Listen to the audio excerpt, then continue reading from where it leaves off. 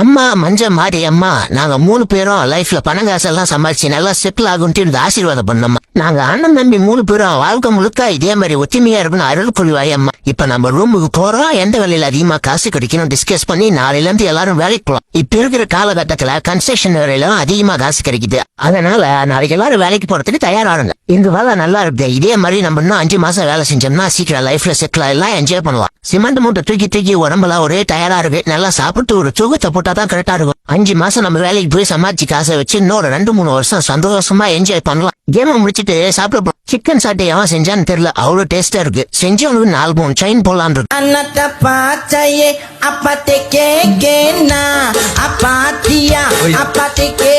அண்ணா எங்கண்ணா இருக்க? எனக்கு உடம்பு சரியில்லைண்ணா. நீ போன் பண்ணி 5 வருஷம் ஆகுது. என்னன்னா போன் கூட பண்ண மாட்டேன். தம்பி அண்ணன் ரொம்ப பிஸியா இருக்கேன், உன் அண்ணியோட வெளியே வந்திருக்கேன், சும்மா போன் பண்ணி டிஸ்டர்ப் பண்ணாத.